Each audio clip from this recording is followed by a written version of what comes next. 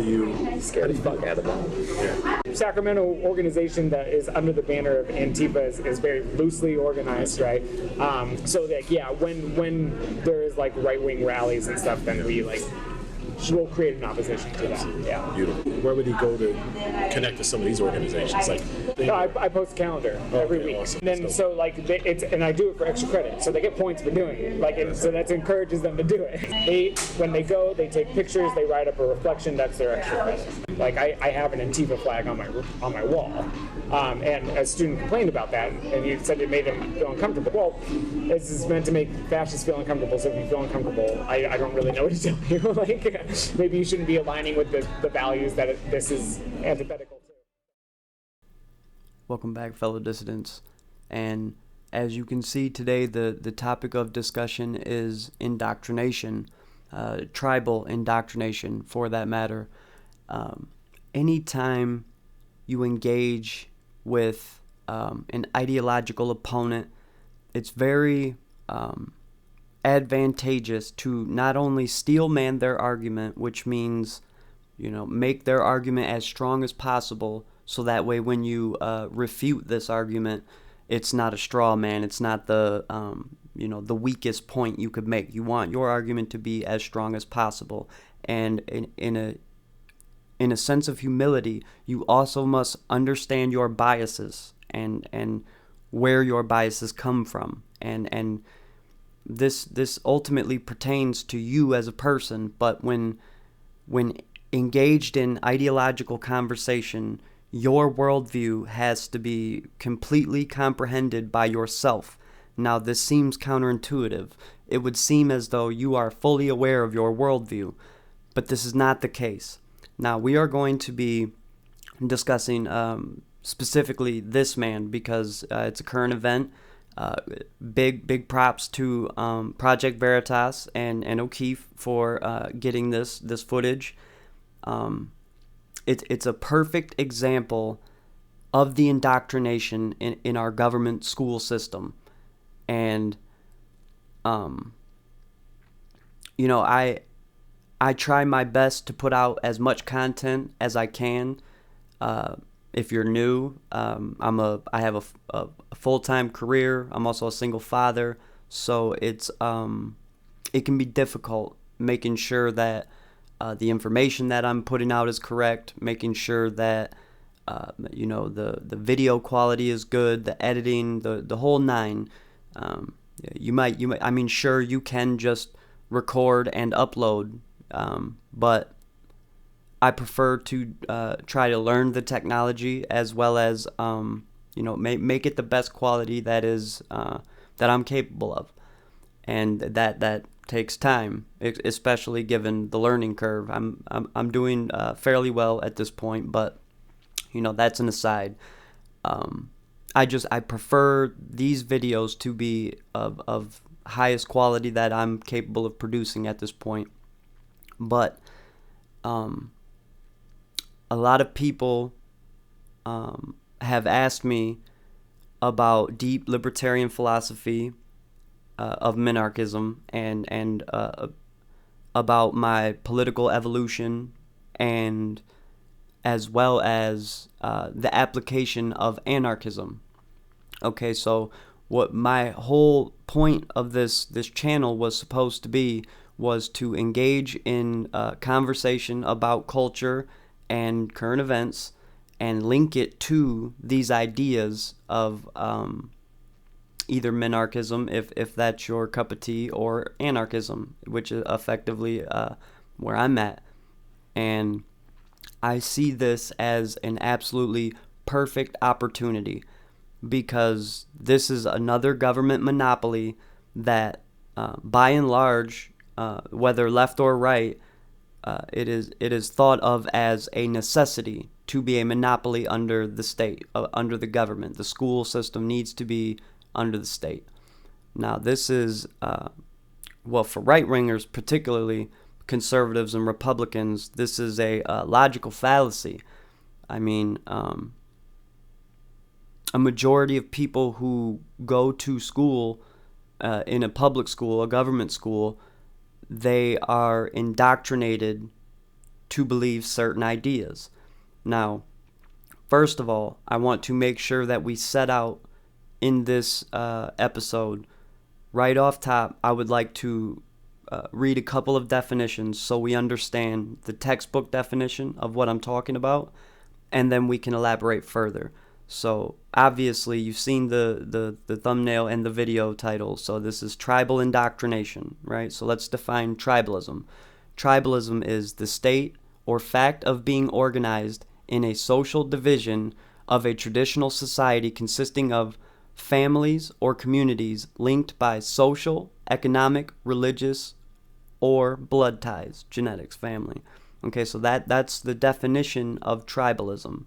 An interconnection of certain folks, whether it be ideological, religious, economic. There's certain different tribes and different categories of tribes, and this is your textbook definition. And then you also have indoctrination, which would be the process of teaching a person or group to accept a set of beliefs uncritically. Okay, so that's the textbook definition of indoctrination. And the key word in that short definition is uncritically.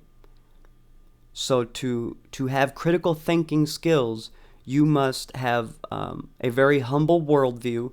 You have to understand that you're not always right, which for all humans can be fairly difficult, myself included. I have biases, and I posit them as so. But there are times where, when engaged in any kind of economic or ideological argument, etc., it is possible to allow your biases to make you want to win the argument, rather than posit your argument and then hear the opposition, and that is a major downfall of any argument or any critical thinking in general. But this is why I call this, the public school system in general, and then this is why I'm linking it to this, the Cali Comrade, the Cali class Comrade, because it's a perfect current event to show just what a government monopoly births, okay? And we'll go over why and how all of this came to be, because government schools have always been an indoctrination camp. They were literally designed in the early 1900s to be so. They wanted to create, I believe the statement was, better civilians or better citizens and better workers. Essentially, they were trying to push out worker bees. They wanted you to be nationalistic.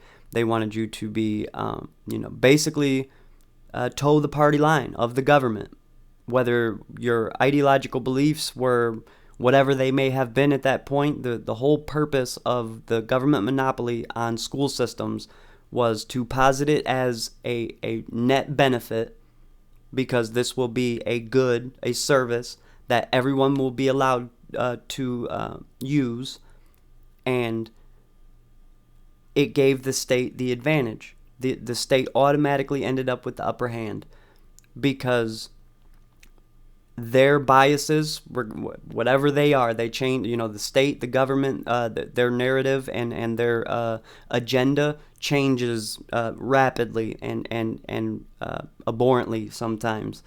So the school system is a very good tool to be able to shape people. If you think about it, especially nowadays, most people, their economic situation amounts to they need the school, because they can't, a two-family household with one or more kids most certainly will, unless you have a significant single income, it will need two incomes in the household of adults to sustain it. So school ends up being not only important for education purposes, but also so that way one of the adults in the situation can work, or both, because both have to work, but at least one has to watch the kid if otherwise. So the important point of the government monopoly is this fallacy that it's necessary. okay? And we'll get to that. But not only did I show you that overview, the snippet of the Cali class Comrade, but I would also like to I'd like to go through some of the video and some of the details and discuss this actual personal indoctrination, and then we'll go over the issues with it and some anarchist remedies, because I mean anybody who will tell you that they see the anarchist society as a whole is they're absolutely farcical. Nobody knows what a fully anarchistic society would look like, because while it is a philosophy, it's not an actual system. That is what anarchism is. It is the lack thereof.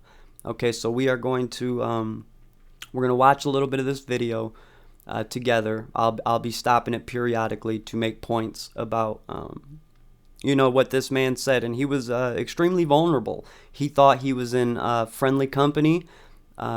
James O'Keefe had somebody from Project Veritas who obviously sat down and recorded the conversation, and the man was not aware. He has since, I believe, the school district is saying they're going to fire him, and you'll see why. Even in California, this is extremely radical, but unfortunately, you'll come to see that it's not at all that uncommon. But we'll go over periodically stopping and making points about what exactly he's talking about, or how it is actual indoctrination and not just being diametrically opposed to maybe a hypothetical student. Because that is the argument that I have heard, is that he's left of Stalin, but he hasn't hurt a child, so what's the problem, right? Freedom of speech and all that jazz. But it's given the fact that United States citizens, any adult who has a child, they are by law required to put people in their children in schools. Okay, so it's not like people have a choice. And because we don't have school of choice, we don't get to pick. It's based on geographical location, wherever your residence is. And furthermore, like I said, the economic situation in most lower class or even lower middle class homes, and even now, as the inflation rises and the dollar deteriorates, even just regular middle class and now starting to creep into the upper middle class, you need two incomes to sustain a household, especially with children.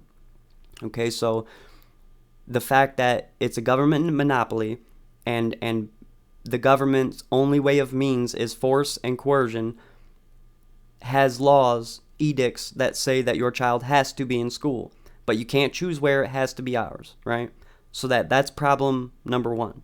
Okay, but as we go through, we will see why this turns out to be not some kind of critical thinking exercise, but it is textbook definition indoctrination. Okay, so let's start the first part of it. I like what you said in our phone call. I feel like I have 180 days, right? Yeah. I have 180 days to turn them into revolutionaries. And that's the question. Yeah. Because a lot of them are indifferent. I think they're distracted by the gadgets and video games. How do you do that? How do you scare the fuck out of them? Yeah. Meet Gabriel Geit. He's a public school teacher paid for by taxpayer dollars at Intercom High School in Sacramento, California. Geit, who teaches advanced placement government classes, is not shy about his involvement in Antifa's local chapter. He even has an Antifa flag and a poster of Mao Zedong in his classroom. All right, so I'd like to stop it there and discuss the anti-fascist flag. Anti-fascism is as an idea, like actually being against or being against fascism, is not necessarily a bad thing. In my opinion, our centralized government here in the United States is a fascist government. Big corporations and big government love each other in this country. And if you look up the definition of fascism, that's what it is: government and corporations merging. But that's besides the point. He is in the contemporary version of anti-fascists, and these people's ideology and worldview is literally they go out and they use violence at protests and demonstrations. Okay, so automatically they use violence, they use force, and that is, any moral or ethical person would understand why that would be a problem. But it's not just that. They posit these ideas as if they're anti-fascist, but when they protest or they use violence and coercion, it's typically in the name of the state. This state, the United States. The anti-fascists in this country are used as a political tool by both the Republicans and the Democrats. Now, obviously, they largely benefit the Democrats when it suits their narrative, and they take up arms not in the name of Democrats. They will tell you, anti-fascists will tell you that they despise the entire state, but they help them push the political agenda of the left, the establishment left in this country. So that it's a paradoxical farce. It doesn't even make sense. The contemporary anti-fascists. Okay, so that's number one. I can't. I don't have an extensive enough view of this man and his worldview, but I can almost guarantee, given he's actually part, as you'll see, of a chapter of Antifa, which is a loosely organized political revolutionary group. That because of the location and its contemporary posits that it is in fact what I just explained. It's not actually opposing fascism. It's the revolutionary takeover of that fascist state. And furthermore, the most grotesque thing is anybody who will espouse that China's Mao Zedong is any kind of person to look up to. I won't. I will spare you the details of the Cultural Revolution. I believe it was in the late 40s of Mao Zedong. I could be wrong on the timeline. Fact check that for me. But Mao. I do know for sure that it was over 20 million people that were killed through famine and violence and all kinds of grotesque ways, but all the way up to 100 million. Okay, once you pass into tens of millions of people, we're talking about a large genocide already. And the fact that they don't have a conclusive record within 80 million people shows you how absolutely brutal this dictator was. Okay, so to think that this is any kind of idol or anybody that has any kind of ideas that we should be teaching school children is just asinine. There's no way around the ideological bent that this man has. Right off top, you can see that if he was thinking critically, he would not be holding up Mao Zedong as some kind of person that needs to be looked up to in a matter of ideological omnipotence. All right, let's continue. So, it's like my wife and I have been political organizers. I've been organizing since I was 13. Wow. And I've been in a ton of different organizations, and I've been on the front lines, and I've taken a step back and I've gone back and forth, and my wife is the same way. Is there a local Antifa or chapter? Yes. Yeah. The Sacramento organization that is under the banner of Antifa is very loosely organized, right? And we have no official member list, right? Yeah. So when there is right wing rallies and stuff, then we'll create an opposition to that. Yeah. Beautiful. So Sacramento. As a city itself is incredibly diverse, but we're surrounded by a bunch of right-wing rednecks. All right. So at this point, we can throw the entire baby out with the bathwater with it being some kind of critical thinking exercise or just exercising freedom of speech. He just said that he has been a leftist organizer since he was a teenager and that his main goal, as you've seen in the snippet in the beginning, is to turn these kids into revolutionaries, to make them take action. He wants them to take action, and you'll see how devious this gets as we move forward. But not only is his main ideological goal to indoctrinate these kids in a insidious fashion, but it needs to be rapid, and it has to be completely biased against anybody who's to the right of Stalin. I mean, he literally said that kids will go out in the name of this teacher and in the name of Marxism or communism will create opposition to what he calls quote-unquote right-wing rednecks. So he's already got an ideological bias as well as some form of bigotry bias. You know, I can almost guarantee he doesn't know everybody he comes in contact with that is considered his opposition and right-wing. So therefore, you can't just outright call whoever you want a right-wing redneck without it being an ideological bias. And he is supplanting that in these school-age children. Another perfect example of why this is textbook government school indoctrination. Let's keep moving. So that's why I do like political efficacy events, because I want to get them out in the community. I want to get them familiar with organizations that are doing work, what type of work they're doing, how they can be involved, where their passion is, and what they can contribute. Because it's like every single one of us can do something. I'm not asking you to all be on the front lines, but I am asking you to be involved. And it is so much more than just sharing a tweet or posting on Instagram. So for youth that, like, so let's say my son is pretty he just is that do, he's 17, who want to get plugged in though to actually doing stuff in the community, to activism, where would he go to connect to some of these organizations, like people that are interested, or their flyers or something? No, I post a calendar every week. Awesome. So for the organizations that you mentioned, so they can get connected. That's dope, man. And then so like and I do it for extra credit, so they get points for doing it. Like, and so that encourages them to do it. It's like, because I can't just like, hey, here's some things going. They'll never go. They're slowly being indoctrinated. You have to have perverse incentive in indoctrination, because it has to be, remember the word, uncritically posited into these kids' brain. A kid is not going to think any type of critical thoughts about, oh, well, my grade is slipping, so I gotta go do this, this, whatever the demonstration or protest is. They're doing it to get points. But in the process of that, it's a very visceral experience. And it's, young people are very malleable. I'm sure anybody who's over the age of 18 can recall the days of being 18 and under.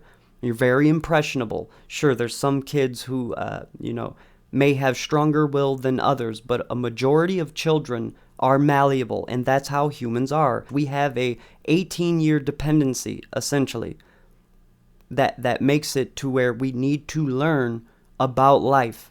And this guy is outright saying he knows that these ideas aren't incredibly popular with the children, but if you use perverse incentives to be biased of the left-wing narrative and go out and be an activist, that this will get them to do it. Another example or clue towards whether or not this is critical thinking exercises or indoctrination. I probably as far left as you can go. So I've gone down those deep dark rabbit holes where like the idea of like adventurism and just being like, why aren't people just like taking up arms? Like why? We have historical taking up arms like against the state. Like and we have historical examples of that happening and them getting crushed and being martyrs for a cause. And it's like, okay, well, it's slow going because it takes massive amounts of organization. So we have a lot to unpack here in just that little segment. First of all, his ego is through the roof. He is just so incredibly proud of how far left he is, as if just being to the left of Stalin is some kind of virtue. Okay, and then he floats the glorification of violence against the state. So he's simultaneously asking them to engage in far-left activism while positing the glorification of violence to these children. Okay, but then he hits on a very particular point that is very, very important. It takes a massive amount of organization. Now, this is something that historically the left has done almost flawlessly. Their ideas, because they don't mind logical fallacies or contradictions in their worldview, they are very homogenous in their worldview. Should something change in the narrative for the establishment or leftists in general, at the drop of a dime, everybody shifts and stands in line. Now, see, this is the thing about socialism and communism. It doesn't scale because of that exact reason. The ideas and the actions of the people under a socialistic or communistic society has to be homogenous. It has to be one sole community. It cannot be a fractured, decentralized community because it does not scale. But so now we have this man positing far left activism as virtuous and glorifying political violence against the state. I have an Antifa flag on my wall, and a student complained about that, and he said it made him feel uncomfortable. And I addressed it to everyone because I didn't know who it was, and I was like, well, this is meant to make fascists feel uncomfortable. So if you feel uncomfortable, I don't really know what to tell you. Like, maybe you shouldn't be aligning with the values that this is antithetical to. I mean, it's outright evidence at this point that this man is intentionally indoctrinating children and incentivizing far left activism while acting as if this is a virtue and glorifying political violence. And then on top of it, should a student not get indoctrinated and has the willpower to speak up, even if it is anonymously, he associates them with fascists. As in this comment about the fascist flag. A kid anonymously leaves a note that says that it made him feel uncomfortable, so he addresses the whole class so as to deride them in front of their peers. Even if it is anonymous, that kid knows who he is. So he derides him in front of all of his peers to let him know that he should be anti-fascist, which is antithetical to fascism. And it's just a backhanded insult. That is trying to indoctrinate a kid, and then when it fails and your ego is hurt, you deride a child that is supposed to be in your care for education purposes, as if he's the fascist, when in all reality he probably knows that the contemporary anti-fascist movement is a political organization that engages in violence, and that's what makes him uncomfortable. Now, this is conjecture. I don't know what this kid thought, but it's very possible. The amount of information that anybody can get a hold of at the tip of their fingers these days is insurmountable. So it's not hard to conceive that a child might disregard these ideas because he sees what's happening in reality. They've got TikTok, they've got Right. Instagram, they've got this. Well, that's just it. It's like, utilize that propaganda, Yeah. right? Like, these are all great tools on how to get, it's like, I've met so many people in my life who, when they met me, thought I was, like, off the wall, right? And now they're all Marxists, right? And I'm just like, your political identification changed, and so I have a huge political spectrum in my room on the wall. So they take an ideology quiz in their Unit 4, and I put their face, or they have to give me a picture of themselves, and I put it on the wall where they are. Every year, they get further and further left. And I've made them pay attention to where my tack marks are, because I'm like, these ideologies are considered extremes, right? Extreme times breed extreme ideologies, right? There is a reason why Generation Z, these kids, are becoming further and further left. Are there a lot of teachers like you, man? I think there are more than there used to be. And I think that, like, there's 3 other teachers in my department that I did my credential program with, and they're rad. They're great people, and they're definitely, like, on the same page. And that's one of the keys to this indoctrination. The activism is one part, but the social media is another insidious part of today's society. Most people, they might think that there's some nefarious actors at big tech, whether for censorship or whatever, but these algorithms have been programming themselves over the course of many years to feed people full of their own narrative. Whatever will keep people looking at that screen, it will continue to fill you full of it. So if you so happen to be indoctrinated with leftist ideology, it will continue to feed you full of that same ideology and keep you on the app. And then to top it all off, he's got a caricature of the Overton window. The Overton window is essentially the whole political spectrum of a society. It's the little window of which the political equilibrium is at any given time. And then he's got some caricature of this on his wall in his classroom, so that way the children can not only identify themselves and each other and their political worldview, but he can also track how well of a job he's doing at indoctrinating these children. Furthermore, he's also fairly reluctant at first, but then he's very vocal about the fact that he's not the only one. Not only has he spoken about his wife being the same way politically, but there's multiple teachers at that same school who are radical leftists. And, you know, some people, when meeting this man, might have thought that he was so far left that it was absurd, which I would agree. But then now they're Marxists. Because in this day and age, for whatever reason, the public school system is very, very effective at indoctrinating people and advocating for a utopia that is not plausible in reality. So you need a two-pronged system, which is exactly what Huey Newton and Fred Hampton understood, was that you needed propaganda of the deed, the economic, and also cultural propaganda as well. You needed to retrain the way that people think. So the Cultural Revolution in the 60s was fixing the problem that came about after the economic one, right? It was like, well, what can we do now to root out this culture that keeps perpetuating hyper-individualism, hyper-competitiveness, capitalist exploitation, and consolidation of wealth. It ultimately failed, right? There was a lot of excesses. People were definitely shot in the streets that probably shouldn't have been. But I do think that it's important to understand that as an extension of an economic revolution. They were changing the base, and then they went to change the superstructure. And you cannot change one without the other. You can't have cultural shifts without the economic shift, and vice versa. And that segment of the interview may be the most relevant to it all, because that is the answer to why society as a whole and the kids in his class and at every level, macro and micro, of why everything is shifting left.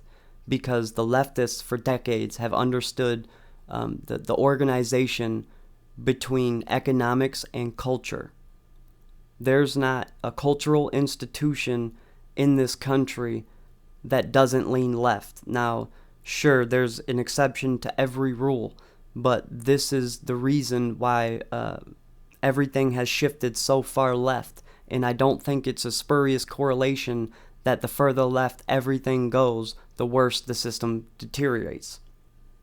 Hyper-individualism is not a bad thing, because if every individual, or even the majority of, live inside of a free and prosperous society and they are always thinking on an individual basis, this will push the entire collective forward. That is why it's a fallacy to think that you start fundamentally first principles with the collective. That is backwards. And even with socialized medicine or the monopoly of government schools, this idea of anarchism can be applied to any monopoly that the government holds, including schools, including medicine, including security or police, including anything. And that is the general idea of anarchism. This is one avenue of espousing an anarchistic application into a government monopoly and how and why it could fix a problem like this. Now, I will cede the territory that culture is just as important, if not more. We need people to understand that whether you lean left or right, government is not it's not the answer. And this non-evolution of our children over generations is due directly to this parasitic ideology that we just went over. The people like this man are not sure he's pretty far left, but the fact that he's in a high school and he's boasting and narcissistic about his quote unquote accomplishments, and that there's many people like him or enough like him in his area, just goes to show you that the government doesn't need a monopoly. And I chose this intentionally because most people,